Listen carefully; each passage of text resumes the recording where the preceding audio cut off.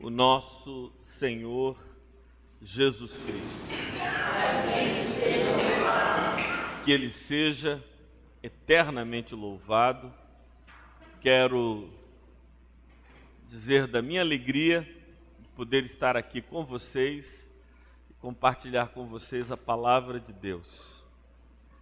Eu tenho essa clara percepção que o Espírito do Senhor, quando Ele nos sintoniza, quando Ele nos aproxima, quando Ele permite esse nosso encontro, Ele, por obra dEle, sem intervenções maiores nossas, Ele vai nos fazendo vibrar na mesma frequência, Ele vai nos fazendo perceber as coisas de modo muito semelhante. E eu creio que é isso que está acontecendo no nosso meio, na comunidade, nestes dias. As canções que Daniel ministrou agora, na primeira parte desse culto, estão em grande sintonia com aquilo que está em meu coração e que eu gostaria de compartilhar com vocês na noite de hoje. Queria dizer a vocês que no final deste ano, a comunidade cristã vai completar 6 anos de caminhada. É isso ou não? Começamos no final de 2007, agora, no final de 2013, completaremos 6 anos de caminhada. Aqui, seu Paulo, nós estamos há 2 anos e meio. No final deste ano, nós faremos 3 anos em Labri, que é o nome que eu dei a esta casa. E para comemorar os 6 anos de comunidade cristã e os 3 anos de nossa permanência ou presença aqui nesta casa, eu decidi fazer uma reforma para que no dia 2 de dezembro, que é o dia do aniversário da nossa igreja, nós possamos fazer uma festa expressiva, uma festa bastante bonita e que glorifique a Deus. Então, nós vamos começar uma reforma para deixar este templo, esta casa, templo mais parecido com aquilo que Jesus gostaria que fosse uma casa de oração.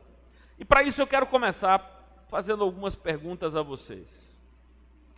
O que a gente deveria mudar aqui em Labri para que a nossa igreja ficasse mais parecida com uma igreja em que Cristo é o pastor? Então a proposta para reflexão é essa. Reverendo Daniel, imagine que o senhor fosse deposto do cargo de pastor desta igreja e eu mesmo fosse deposto do cargo de pastor dessa igreja e fôssemos depostos de nossas funções pelo Senhor Jesus de Nazaré.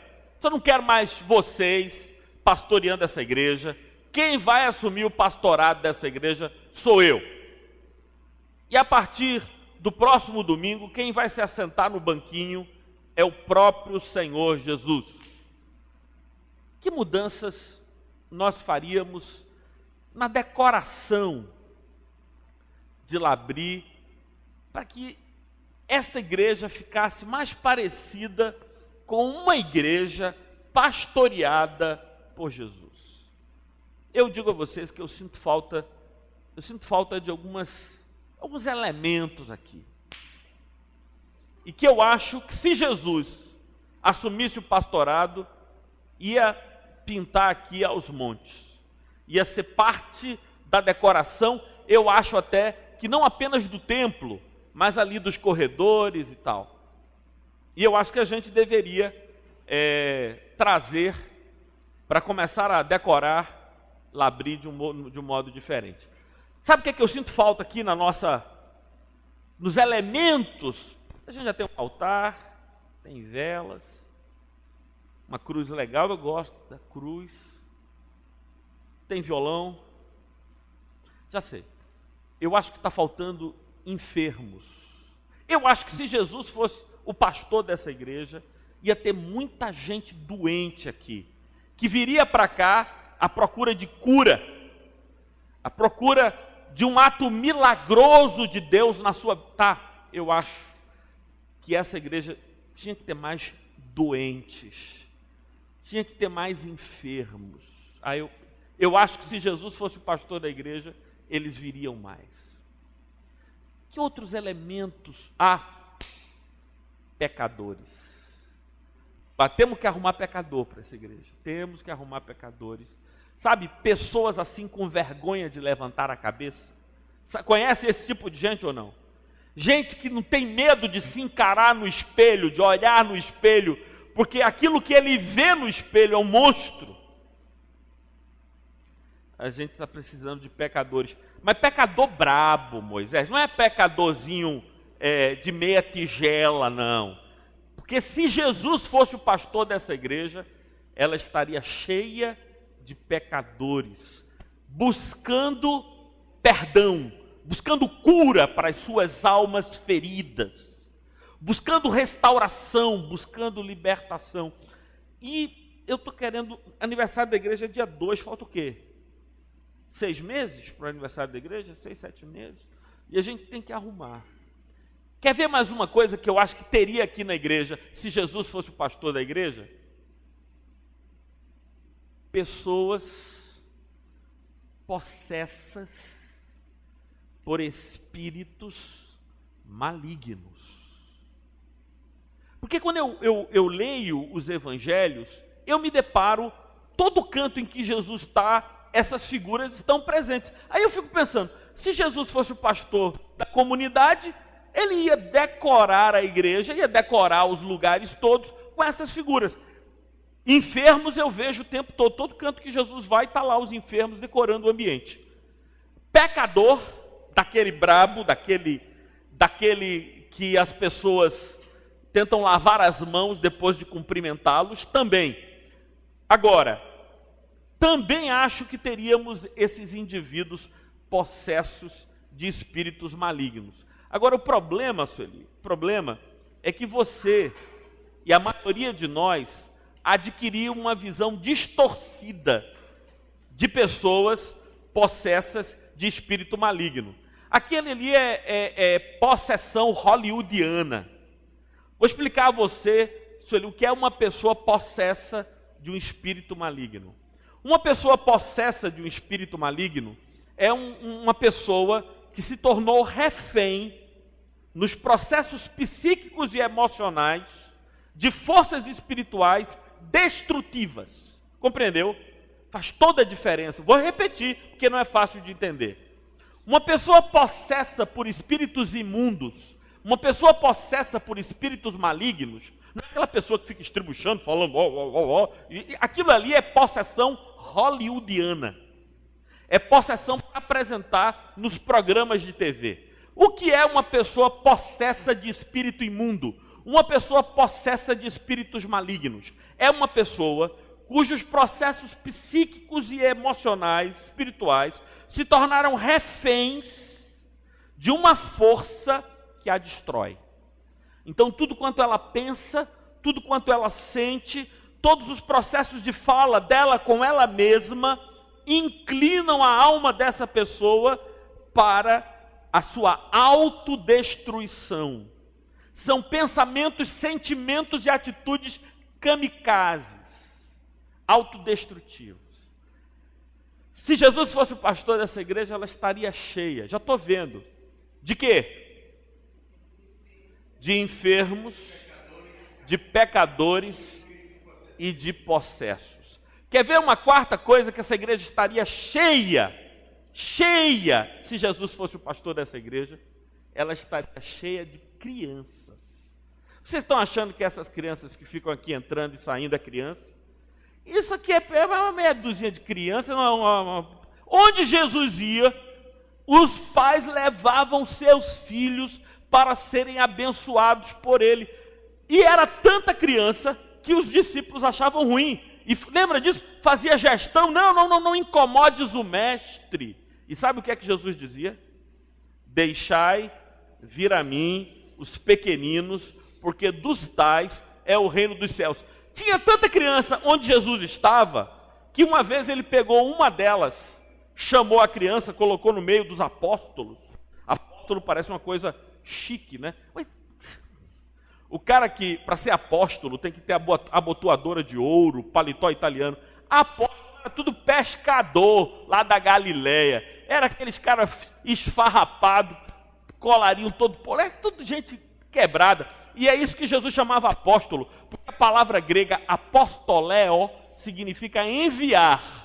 Logo, todo aquele que é enviado por Cristo é apóstolo.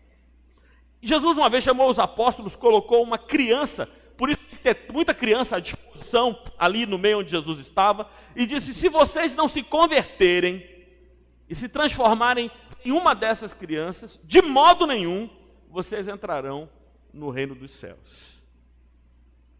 De tal maneira que na igreja de Cristo, modelo é ser criança. Criança, não aquelas crianças que viraram papagaio. Eu tenho uma pena, as pessoas acham bonito quando vem aquelas crianças de 5, 6 anos pregando o evangelho nas igrejas e a pessoa fala como velho. Fala aquela pronúncia viciada de pregador fraco. Sabe como é que é? Aquele menininho de 5 anos, de 6 anos, com a Bíblia na mão. Ó servo, compreende o que eu te digo. E a criança de 5 anos já fala assim, que ele é papagaio. Não é criança. Criança tem que ser criança. Criança tem que ser criança que glorifica o nome do Senhor. É criança. É criança que brinca, que desenha, que ouve histórias, que conta histórias, que sorri, que corre.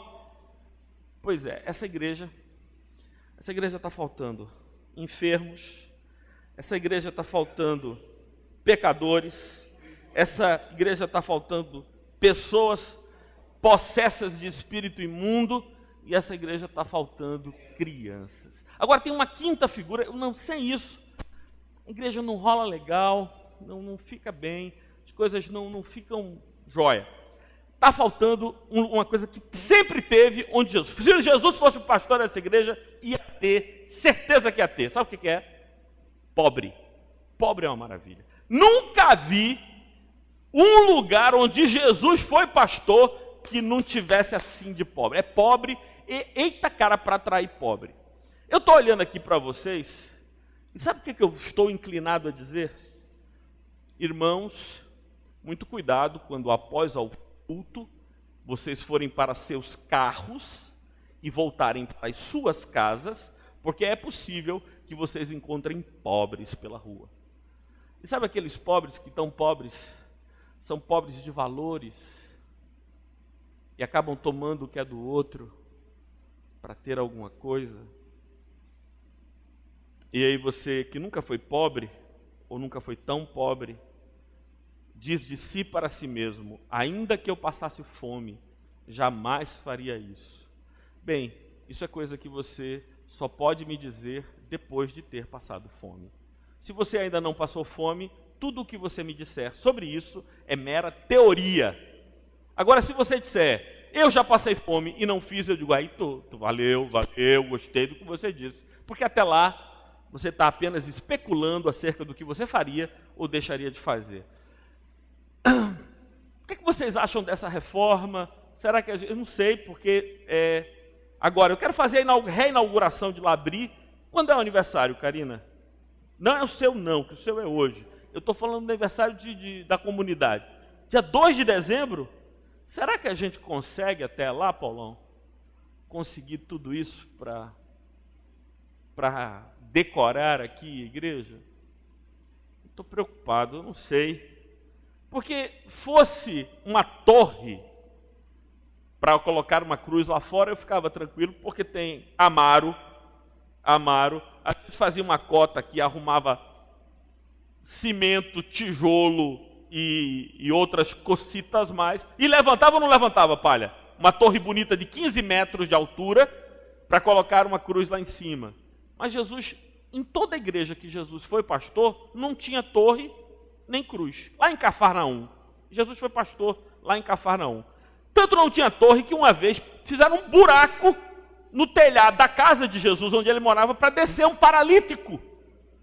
É porque não tinha torre, não tinha cruz, não tinha nada, só tinha telhado, um eirado, como chamavam lá, que é o lugar onde se seca o trigo. Mas essas coisas que eu disse, elas são mais difíceis de conseguir do que fazer uma torre. Se a gente quisesse fazer um chafariz aqui na frente, no meio do jardim, ia ficar legal. E fazer um chafariz aqui no meio do jardim é fácil. É muito mais fácil do que atrair enfermos, porque enfermo só vem se houver cura. Para que o enfermo vai vir para cá? Se ele não tiver esperança de cura. Vocês acham que há esperança de cura neste lugar? Porque se não tiver, a gente não vai trazer enfermo para cá, não. Traz nada. Para trazer pecadores, a gente tem que garantir. Estou pensando, porque para levantar a torre de 15 metros, eu já sei o que eu preciso. Um chafariz bonito, eu sei que dá para fazer. Mas para atrair pecadores, a gente, em primeiro lugar, tinha que ser capaz de amar sem juízo. Sabe como é que é amar sem juízo, Renato? É olhar para uma pessoa, independentemente de quem ela é e do que ela tenha feito, e percebê-la como um ser igual a você. Nem melhor, nem pior do que você. Um ser igual a você. Isso é amar sem juízo. E se essa pessoa está sofrendo por causa do constrangimento que o pecado está causando na sua vida, a vergonha de ter feito o que fez, isso você discerne como obra do Espírito Santo na vida dela. Porque sem a obra do Espírito Santo, ela continuaria lá pecando igual pecava antes. Ela foi atraída. Agora, aí eu preciso saber se a gente tem aqui,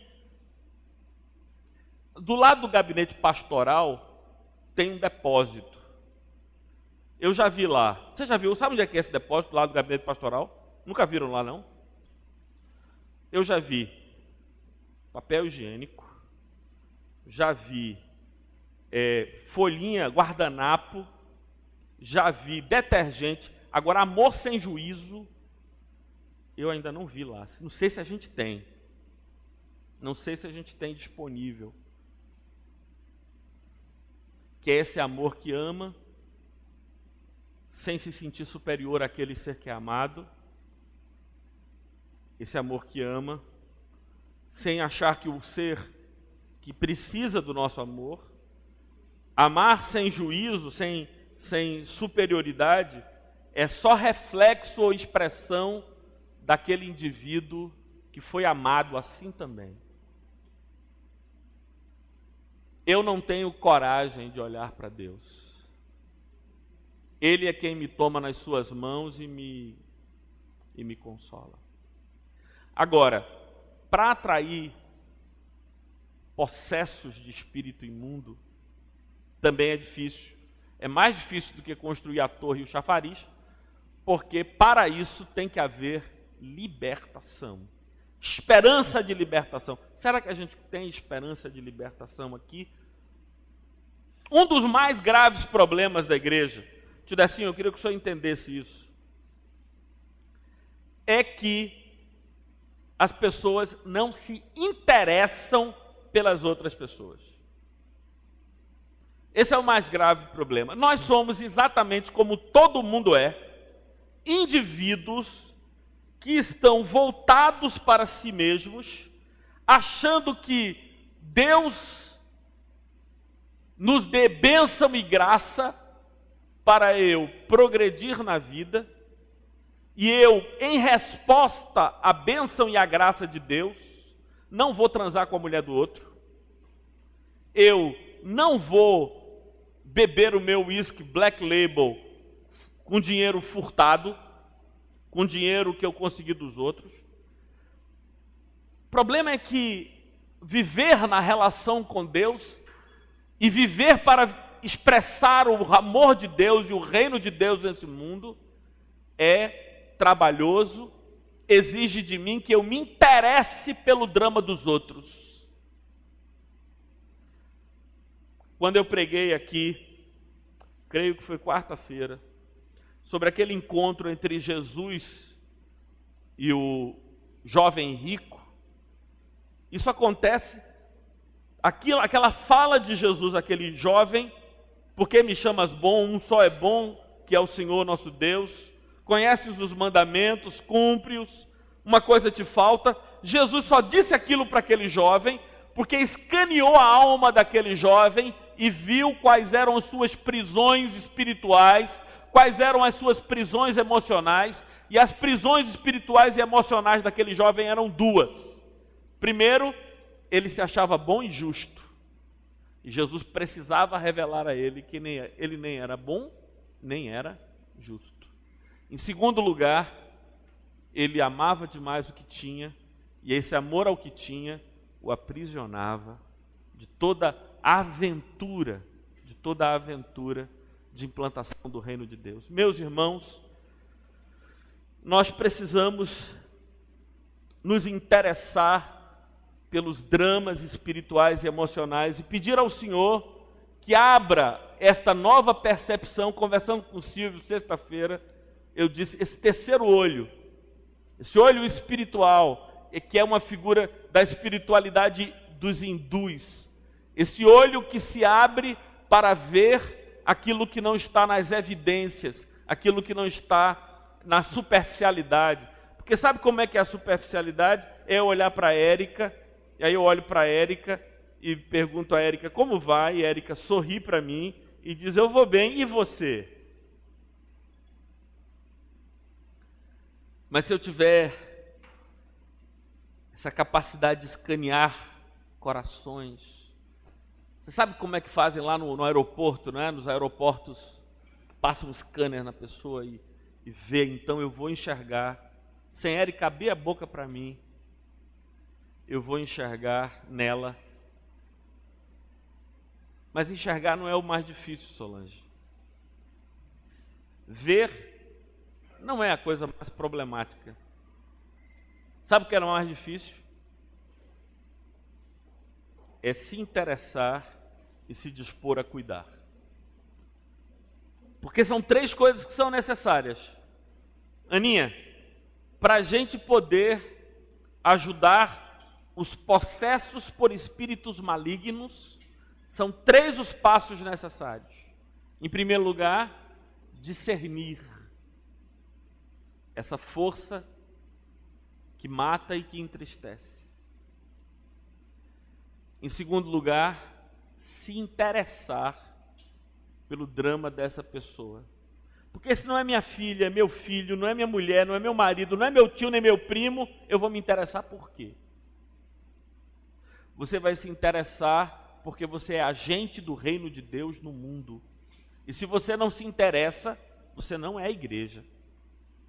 Igreja é essa força do reino de Deus no mundo para a cura e transformação, particularmente dos que sofrem. Então, primeiro eu discerno, depois eu faço o quê? Eu me interesso pela pessoa, e em terceiro lugar eu cuido da pessoa. Quando Jesus falou, Marcelo, sobre o que é amar alguém, ele contou, sabe o quê? A parábola do bom samaritano. O bom samaritano é aquele homem que encontra o outro que fora assaltado e faz o quê com ele? Primeiro, ele enxerga as feridas do homem caído no chão. Ele discerne o estado daquele homem. Em segundo lugar, ele se interessa pelos problemas daquele homem.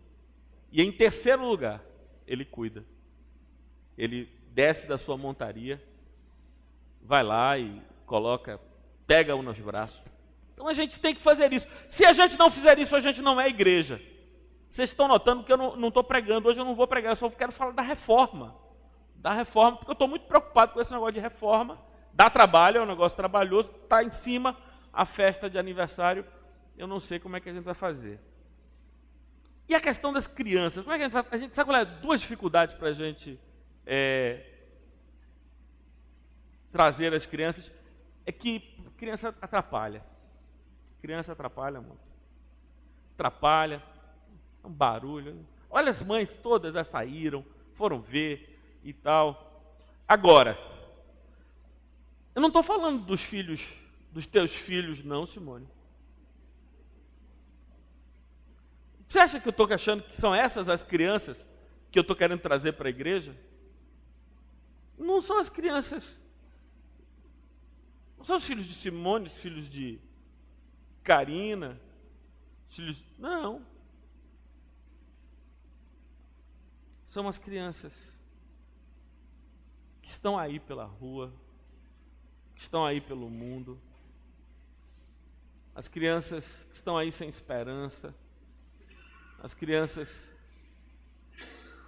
que têm fome e sede de amor.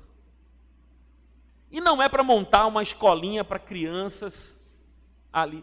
Eu duvido que Jesus, duvido que se Jesus fosse o pastor dessa igreja, duvido que o projeto de Jesus fosse ter uma escolinha funcionando das 18h30 às 19 horas, às 20 horas, para servir guaraná e biscoito e contar historinhas bíblicas. Duvido. Eu acho que, sabe o que é que Jesus ia fazer? Jesus ia abrir uma escola aqui dentro, para ter todo dia criança aqui dentro. Todo dia criança aqui dentro.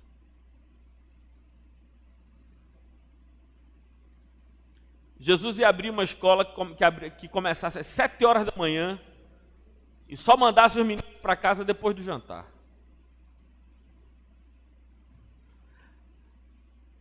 Vocês entenderam agora porque eu disse que criança dá trabalho ou não? Entenderam ou não?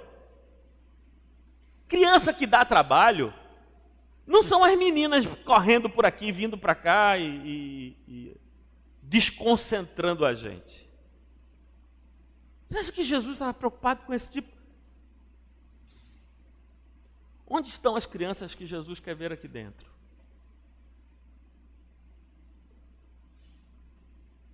São essas crianças sem horizonte. Essas crianças que têm fome e sede de justiça. Têm fome e sede de amor e têm fome e sede de amanhã. O necessário para abrigar essas crianças e cuidar delas, nós já temos.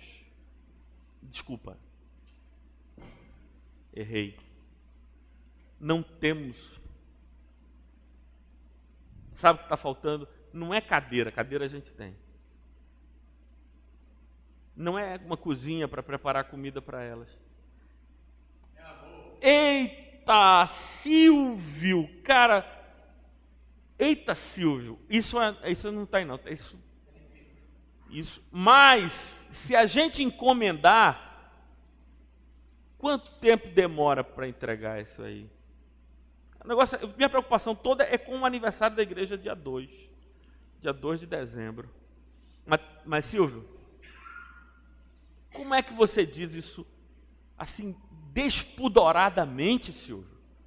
À frente de todo mundo aqui, você vem dizer que falta amor, Silvio. Puxa vida, e você fala essas verdades. Tem verdade que a gente não diz assim não, Silvio. A gente diz assim, falta A, falta M, falta O. E agora deixa o povo descobrir o resto, né? Não faz assim não. Silvio, não seja tão... É verdade. Falta amor, falta interesse que o amor produz. Porque eu quero fazer o seguinte, eu quero mandar para Marcelo, eu vi isso acontecer, foi um testemunho que Dom Helder mandou um rapaz procurar um comerciante. Imagina, Marcelo está lá no escritório de advocacia dele, aí chega o camarada lá, no escritório de advocacia de Marcelo, escritório bonito e tal, aí disse, doutor, pois não, tem aqui um homem que é irmão de Martorelli, quer falar que... Irmão de Martorelli? Irmão de Martorelli. Manda entrar. Quando Marcelo olha para o cara, diz, oxi, você é irmão de Martorelli? Sou. Eu sou primo de Martorelli, conheço todos os irmãos de Martorelli. A mim o senhor não conhece. Está indo aí meu irmão. Diz que Dom Helder ligou para o camarada e disse: está indo meu irmão de sangue. Meu irmão de sangue está indo aí. Irmão de sangue é coisa que é. Aquele comerciante recebeu o irmão de Dom Helder, chegou lá, disse: o que é que está faltando? Estou precisando de um emprego, estou precisando de uma ajuda. O cara vestindo trapos. Aí, com pena do irmão de Dom Helder, o cara arrumou uma colocação, deu uma farda para ele foi trabalhar. E depois o cara liga para Dom Helder para dar o relatório, né? Diz: Dom Helder, seu irmão esteve aqui. Aí Dom Helder disse: graças a Deus. Mas Dom Helder, posso fazer um comentário? Pode. Como é que o irmão do senhor chega naquele estado, Dom Helder? Situação dessa. Dom Helder, ele é seu irmão de sangue mesmo? Isso é claro, meu irmão. Dom Helder, seu irmão de sangue, o sangue que foi derramado por mim, foi derramado por ele.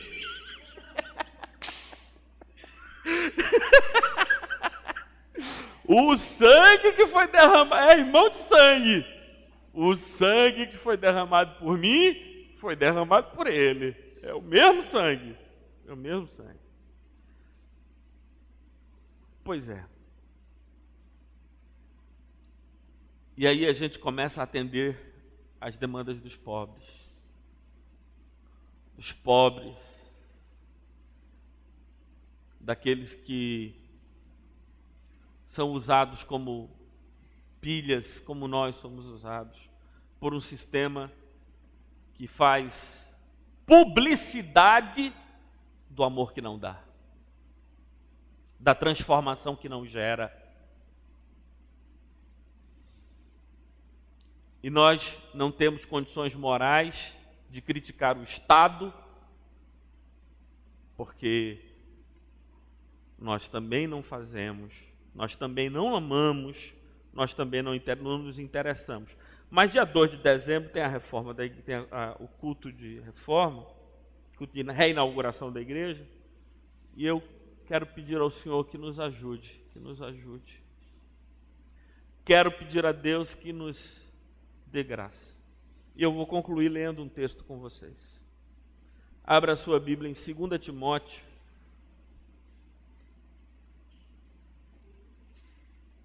capítulo 2.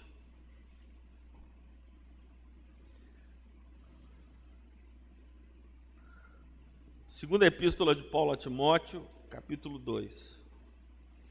Se quiser saber onde fica, a página que fica, olha aí no índice. Porque de tanto olhar no índice, você vai aprender onde fica depois. 2 Timóteo, capítulo 2.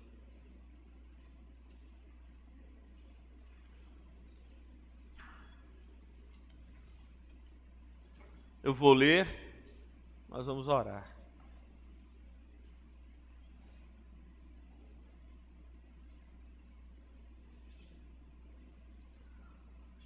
Paulo escreveu essa carta quando estava preso em Roma, por volta do ano 65. Ele já havia sido condenado à morte. Ele estava aguardando a execução da sentença. E essa é a última carta paulina do Novo Testamento. E é um conselho ao seu amigo Timóteo, filho na fé. Tu, pois, filho meu, fortifica-te na graça que está em Cristo Jesus. Se vocês tivessem crescido como eu numa igreja presbiteriana, vocês teriam aos 5 anos de idade aprendido o que é graça. Porque lá a gente aprende que graça é favor imerecido. Qualquer criança de 5 anos numa igreja presbiteriana sabe que graça é favor imerecido. O que há na minha vida que não seja graça? O que há na sua vida que não seja graça?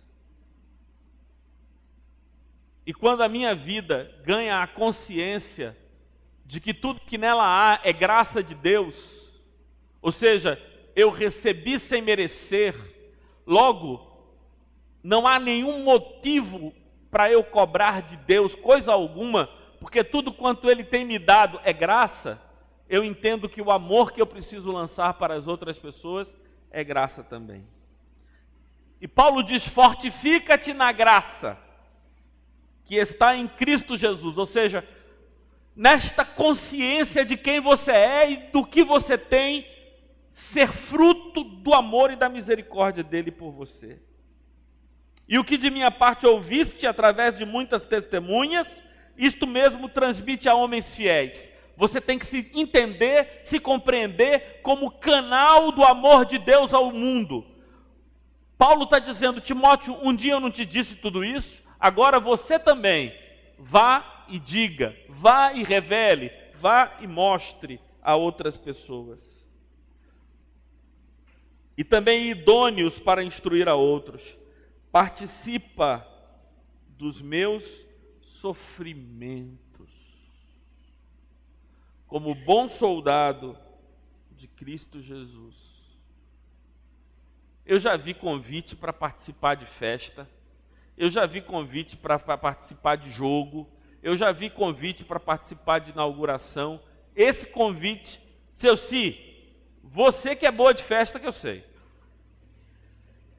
Seu Si, se alguém manda para você um bilhetinho, extra, participe dos meus sofrimentos. Sabe o que você ia dizer? Chatei os meus.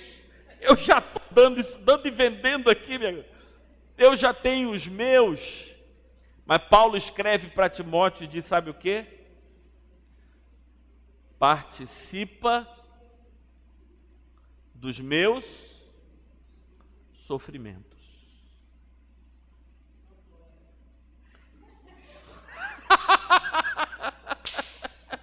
Tô fora, essa eu sim. Tô fora. Esse é o tipo de convite do Evangelho, gente. Esse é o tipo de convite que acontece na dimensão do Evangelho. O convite de Paulo qual é? Participa dos meus sofrimentos, como um bom soldado de Cristo Jesus. E aí ele vai dizer outra coisa, viu, seu Geraldo? Versículo 4. Nenhum soldado em serviço se envolve em negócios desta vida, porque o seu objetivo é satisfazer aquele que o arregimentou. O que Paulo está dizendo é que o convite que ele está fazendo a se envolver nos sofrimentos dele, e que Timóteo deveria cumprir como um soldado, um bom soldado de Cristo Jesus, e que tudo na vida de Timóteo deveria ser instrumental, porque o seu propósito maior deveria ser o quê? Como é que diz o versículo 4? Satisfazer aquele que o arregimentou. Quantos de vocês serviram as Forças Armadas? Levanta a mão. Alguém aqui serviu? Seu Paulo serviu, Moisés serviu. Quem mais? Você serviu, Luiz?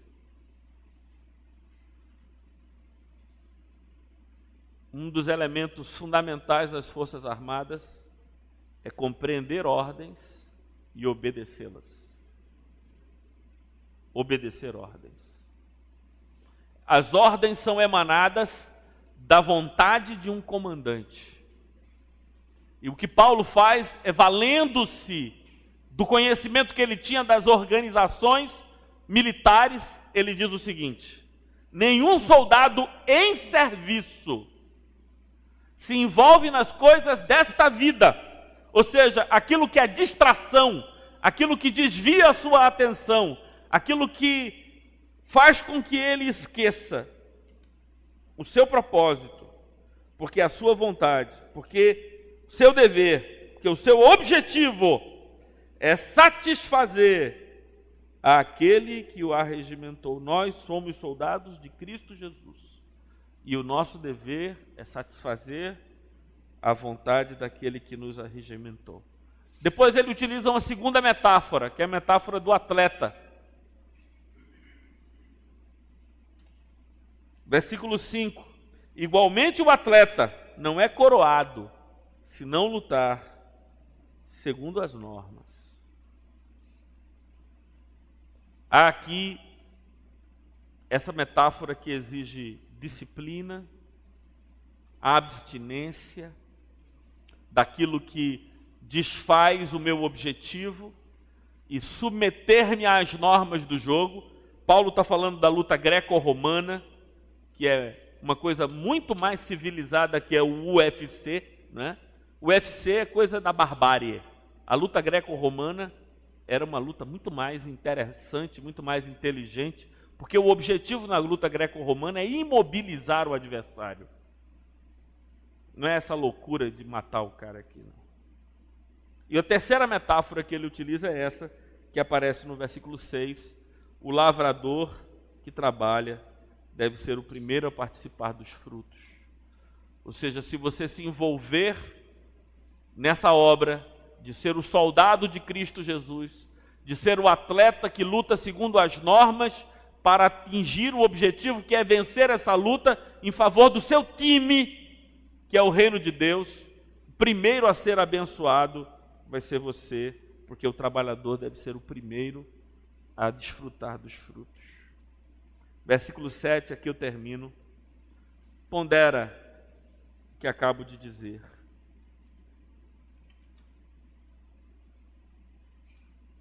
Vamos ler juntos? Pondera o que acabo de dizer.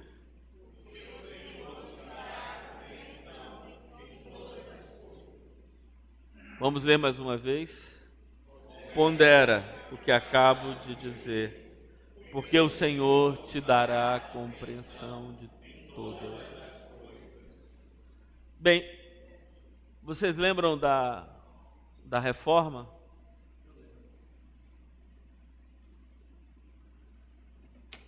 Eu disse, Karina, que a gente precisa colocar 5 coisas aqui para que Labri seja como uma igreja que Jesus pastoreava. Sem isso,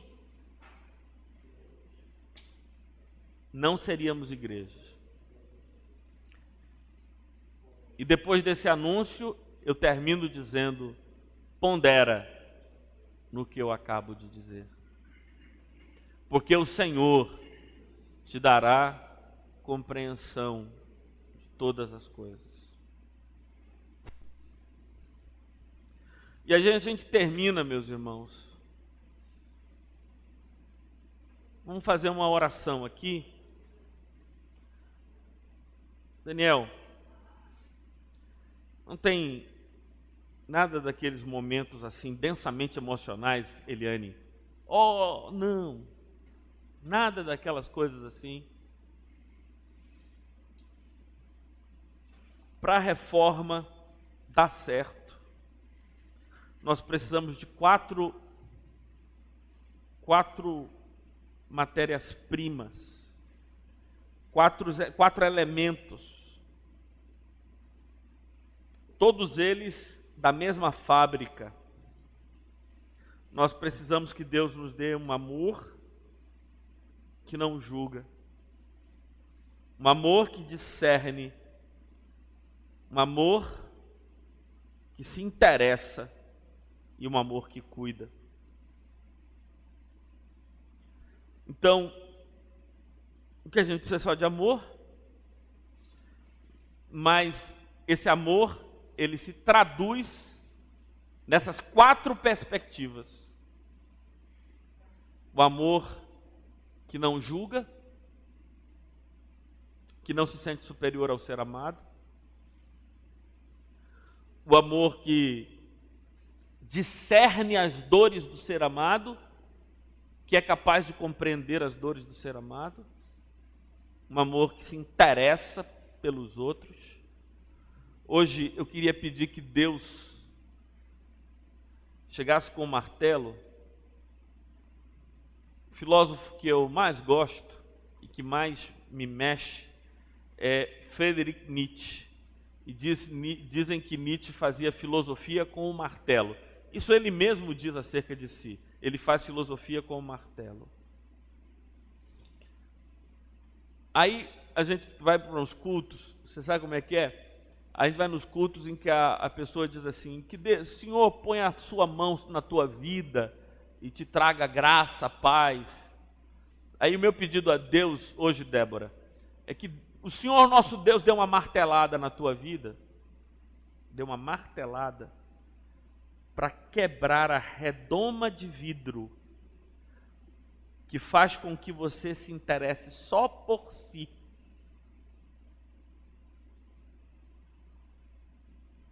Luiz, sabe como é que eu sonho com essa igreja?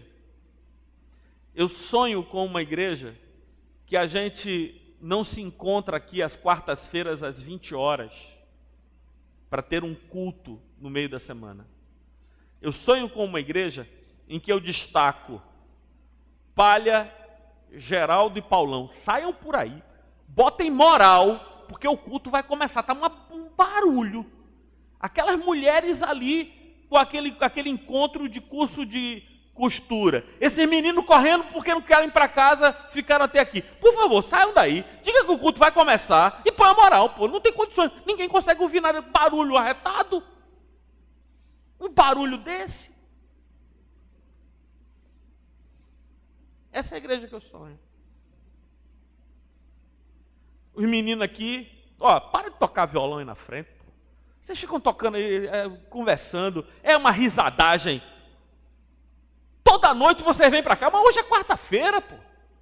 Toda noite vocês vêm aqui e fica essa conversa até 11 horas da noite, 11h30 da noite. Essa risadagem, essa conversa, todo dia vocês vêm. Mas hoje é quarta-feira, pô. Para com isso, está na hora do culto. Essa é a igreja que eu sonho. Em que a gente põe moral para começar o culto.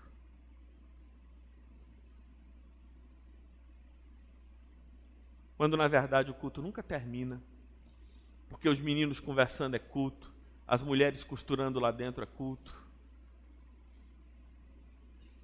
as crianças correndo é culto ao Senhor nosso Deus.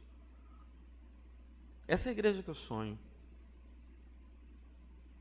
Essa é a igreja que eu desejo. Essa é a igreja que eu peço a Deus que tem aqui.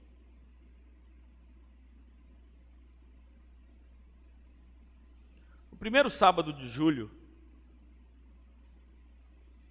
nós vamos fazer aqui na igreja um bazar. O que é que tem no primeiro sábado de julho, meu amor? Nada? É o bazar.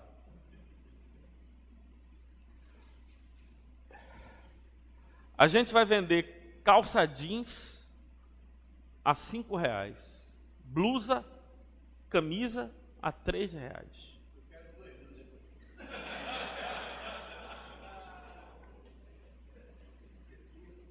A estratégia do bazar não é arrecadar dinheiro.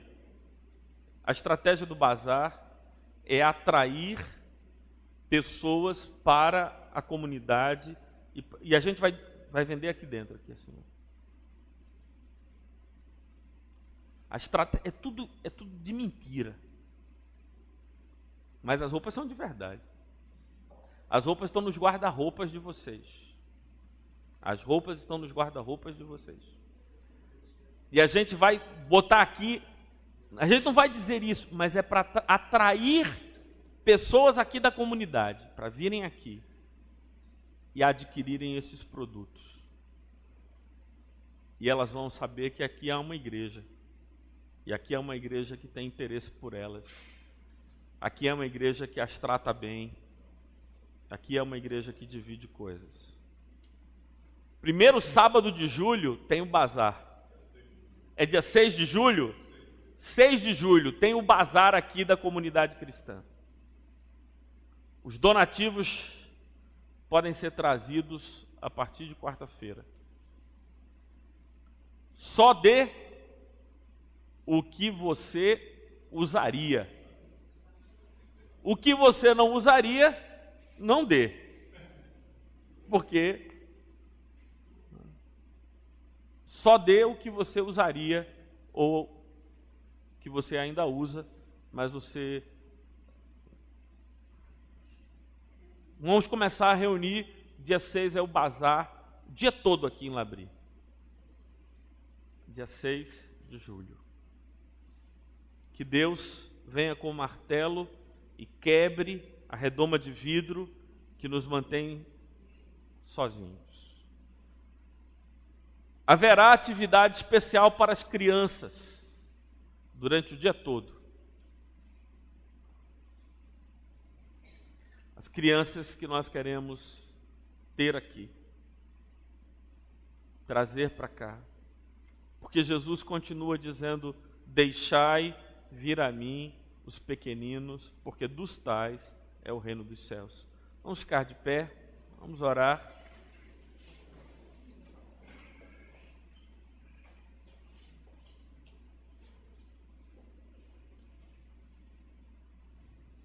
Por favor, escutem o barulho. Escutem, silêncio, todo mundo faça silêncio. Estão escutando? Não estão escutando o som dos ar-condicionados? Estão ouvindo?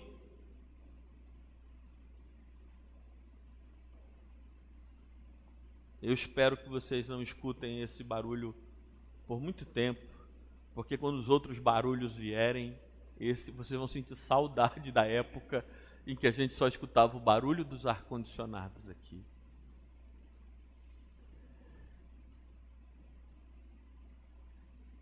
Quem lembra o que é que a gente está precisando aqui para decorar a igreja para a festa do dia 2 de dezembro? 5 coisas. Enfermos, pecadores, possessos, crianças e pobres. Aí você diz assim: eu estou me sentindo excluído. Eu estou me sentindo excluído, porque eu não sou nada disso. Aí diz: não, você está incluído, meu amigo. Você está incluído, minha amiga. Porque Deus lhe dará discernimento, interesse e amor para cuidar daqueles a quem Ele quer ir buscar.